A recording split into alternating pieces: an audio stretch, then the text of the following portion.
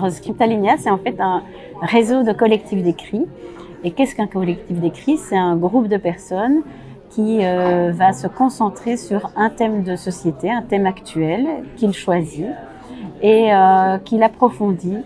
Et donc, c'est l'idée de s'emparer de ce thème en développant des textes collectifs ou individuels qui soient de la poésie, du récit, de la fiction, enfin voilà, qui peuvent aller dans tous les sens.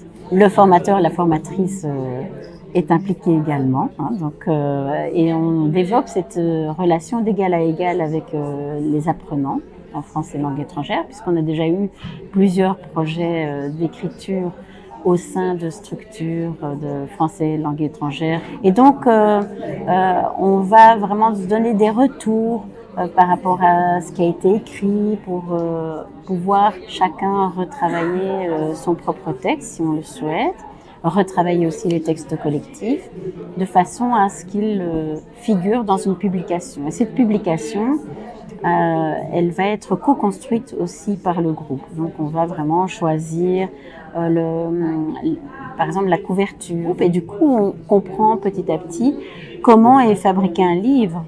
L'idée, c'est aussi de démystifier l'écriture. Le recueil, il va être publié, il va être aussi présenté par le groupe. Ça peut être une exposition, une explication, une lecture publique, une performance. Enfin, ça va être défini par le groupe. Il y a aussi une possibilité de faire une émission radio.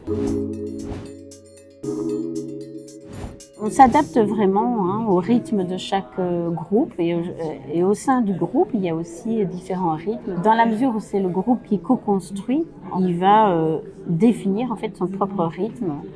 Il y a effectivement une nécessité d'avoir un niveau de communication en français suffisant pour pouvoir apprendre à décider ensemble, s'exprimer. Maintenant, dans les recueils, il est possible que l'un ou l'autre des participants aient envie d'écrire aussi dans sa propre langue, et c'est possible. Mais alors à ce moment-là, on veille à faire traduire le texte également, de façon à ce que dans le recueil, il y ait à la fois le texte original, mais aussi la traduction, parce que on est vraiment dans une idée d'interpellation du public.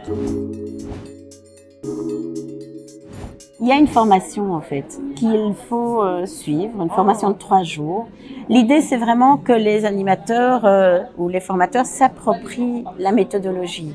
Il y a de notre part un soutien aussi méthodologique. On s'occupe de la mise en page. Et donc, il y a vraiment une collaboration qui se fait. Et l'idée, c'est que le collectif d'écrit soit durable, que le projet dure dans l'association. Maintenant, on peut avoir d'autres collaborations. Par exemple, l'implication, la participation à une émission radio autour d'un recueil qui a déjà été réalisé.